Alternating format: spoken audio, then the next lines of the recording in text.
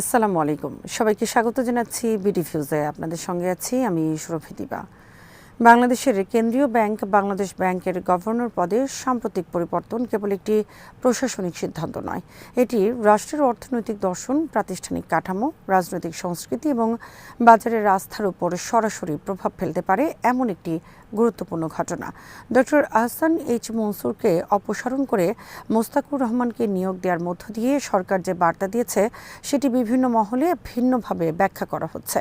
কেউ বলছেন এটি স্বাভাবিক রাজনৈতিক পরিবর্তন, কেউ বলছেন এটি কেন্দ্রীয় ব্যাংকের স্বাধীনতার জন্য ঝুঁকিপূর্ণ নজির, আবার কেউ এটিকে ব্যাংক খাত সংস্কারের ধারাবাহিকতায় একটি বড় বাঁক হিসেবে দেখছেন। আরও বিস্তারিত থাকছে ওয়াহিদ ফারুকীর প্রতিবেদনে।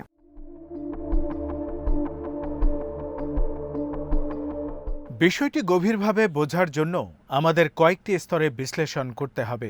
প্রথমত, কেন্দ্রীয় ব্যাংকের ভূমিকা; দ্বিতীয়ত, বর্তমান অর্থনৈতিক বাস্তবতা; তৃতীয়ত, নতুন গভর্নরের পটভূমি ও সম্ভাব্য স্বার্থ সংঘাত; চতুর্থত, প্রাতিষ্ঠানিক স্বাধীনতা ও রাজনৈতিক প্রভাব; এবং পঞ্চমত, ভবিষ্যৎ ঝুঁকি এবং সম্ভাবনা।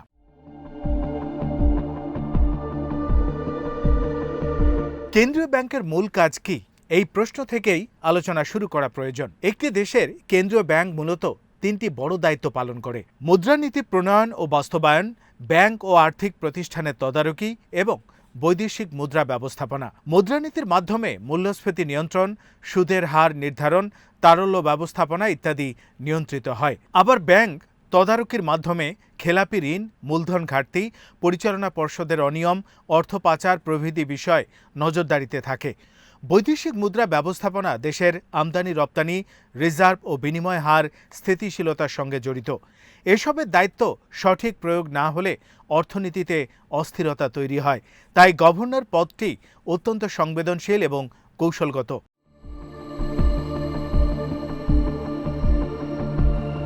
বর্তমান অর্থনৈতিক প্রেক্ষাপটে বাংলাদেশ বহুমাত্রিক চাপে রয়েছে।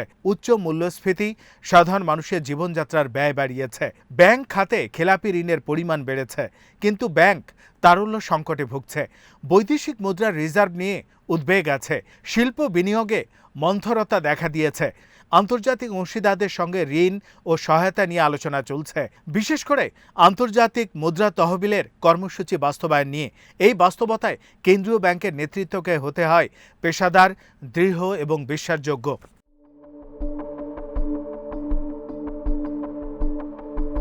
ডক্টর আহসান এইচ মনসুরের সময়কালে ব্যাংক খাতে কিছু কঠোর পদক্ষেপের উদ্যোগ দেখা গিয়েছিল। দুর্বল ব্যাংক একীভূতকরণ, খেলাপি ঋণ শ্রেণীকরণে কঠোরতা, তদারকি জোরদার ইত্যাদি। যদিও এসব উদ্যোগের ফল কতটা দৃশ্যমান হয়েছে তা নিয়ে বিতর্ক আছে, তবুও একটি বার্তা ছিল যে কেন্দ্রীয় ব্যাংক কিছু কাঠামোগত পরিবর্তনের দিকে এগোচ্ছে। এই অবস্থায় হঠাৎ নেতৃত্ব পরিবর্তন সংস্কারের ধারাবাহিকতা নিয়ে প্রশ্ন তুলেছে।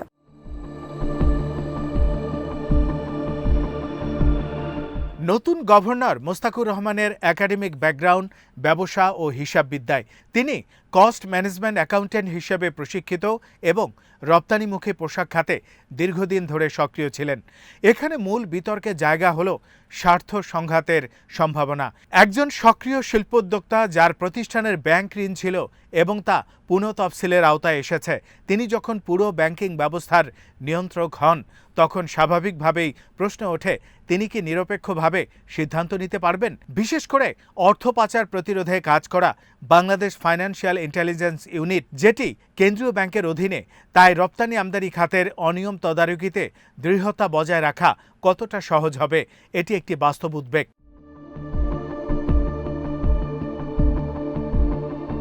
তবে বিপরীত যুক্তিও রয়েছে। কেউ কেউ বলছেন ব্যবসা খাতের বাস্তব অভিজ্ঞতা থাকলে বাজারের সমস্যা বোঝা সহজ হয়। কর্পোরেট অর্থায়ন, নগদ প্রবাহ, উৎপাদন ব্যয়, রপ্তানি ঝুঁকি, এসব বিষয়ে প্রত্যক্ষ জ্ঞান নীতি নির্ধারণে সহায়ক হতে পারে। প্রশ্ন হলো, ব্যক্তিগত অভিজ্ঞতা কি প্রাতিষ্ঠানিক নিরপেক্ষতার জায়গা সংকুচিত করবে নাকি সিদ্ধান্ত গ্রহণকে বাস্তবমুখী করবে? এই দ্বন্দ্বের উত্তর নির্ভর করবে তার কার্যপ্রণালীর উপর।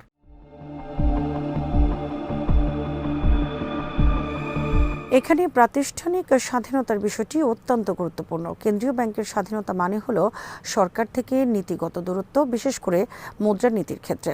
যদি রাজনৈতিক বিবেচনায় সুদের হার কমানো বা বাড়ানো হয় বা নির্বাচনী সুবিধার জন্য বাজারে অতিরিক্ত তারল্য ছাড় দেওয়া হয়, তাহলে দীর্ঘমেয়াদে মূল্যস্ফীতি ও আর্থিক অস্থিরতা বাড়ে। আন্তর্জাতিক অভিজ্ঞতায় দেখা যায়, যেসব দেশে কেন্দ্রীয় ব্যাংক তুলনামূলক স্বাধীন, সেসব দেশে মূল্যস্ফীতি নিয়ন্ত্রণ তুলনামূলক সফল। বাংলাদেশে বহুদিন ধরে কেন্দ্রীয় ব্যাংকের পূর্ণ স্বায়ত্তশাসন নিয়ে আলোচনা হলেও বাস্তবে সরকারের প্রভাব পুরোপুরি দূর হয়নি।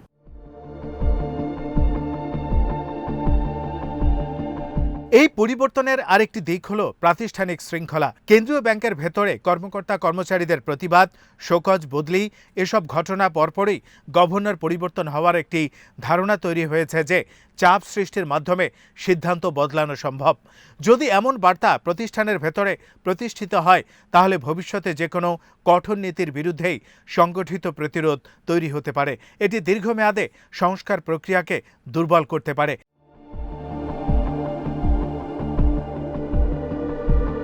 আন্তর্জাতিক সম্পর্কের দিক থেকেও বিষয়টি গুরুত্বপূর্ণ। আন্তর্জাতিক মুদ্রা তহবিল, বিশ্বব্যাংক ও এশিয়া উন্নয়ন ব্যাংকের আলোচনায় গভর্নরের বিশ্বাসযোগ্যতা বড় বিষয়। এসব প্রতিষ্ঠানে পেশাদার অর্থনীতিবিদরা কাজ করেন।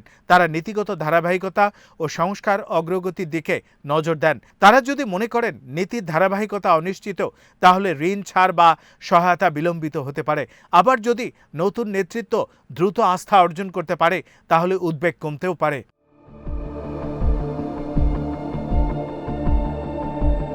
অর্থনীতির ভেতরে এখন কয়েকটি কাঠামোগত সমস্যা রয়েছে। খেলাপি ঋণের উচ্চ হার, ব্যাংক পরিচালনা পর্ষদে প্রভাবশালী গোষ্ঠীর আধিপত্য, পর্যাপ্ত মূলধন ঘাটতি এবং সুশাসনের দুর্বলতা।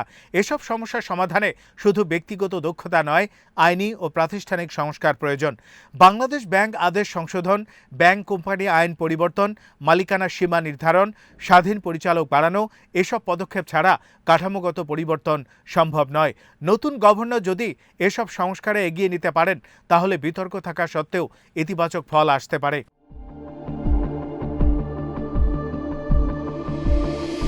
আরেকটি গুরুত্বপূর্ণ প্রশ্ন হলো বাজারের মনস্তত্ত্ব।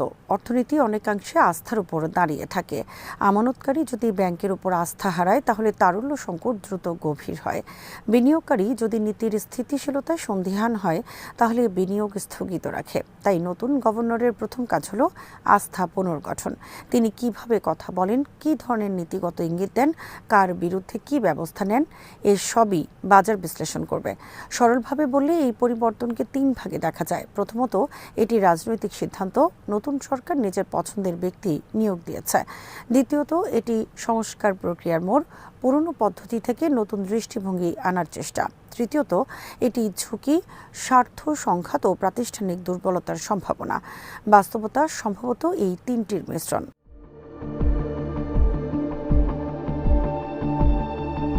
সবচেয়ে বড় প্রশ্ন হলো ব্যক্তি নয়, প্রতিষ্ঠান কি শক্তিশালী হচ্ছে?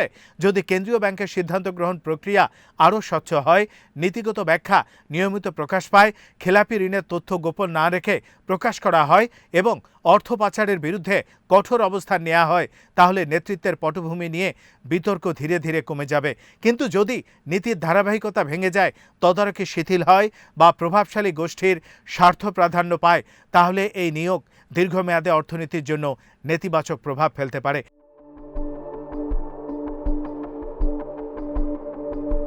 শেষ পর্যন্ত কেন্দ্রীয় ব্যাংকের গভর্নর পরিবর্তনের ঘটনাটি আমাদের সামনে একটি বড় শিক্ষা তুলে ধরেছে। সংস্কার ব্যক্তি নির্ভর হলে তা টেকসই হয় না, প্রাতিষ্ঠানিক হলে টিকে থাকে। বাংলাদেশ এখন এমন এক সন্ধিক্ষণে দাঁড়িয়ে যেখানে আর্থিক খাতের স্থিতিশীলতা পুনর্গঠন অত্যন্ত জরুরি। নতুন নেতৃত্ব সেই পুনর্গঠনের অংশীদার হবেন নাকি অনিশ্চয়তার কারণ হবেন, তা নির্ধারণ করবে তার সিদ্ধান্ত, স্বচ্ছতা এবং রাজনৈতিক চাপ থেকে দূরে রাখার সক্ষমতা।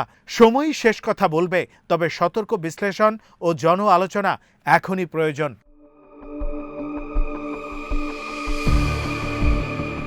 আজ এখানেই শেষ করছি। সবাই ভালো থাকুন, সুস্থ থাকুন আর দেখতে থাকুন বিডিভি নিউজ। চ্যানেলটি ভালো লাগলে সাবস্ক্রাইব করুন, সংযুক্ত থাকুন আমাদের ফেসবুক পেজে। আল্লাহ হাফেজ।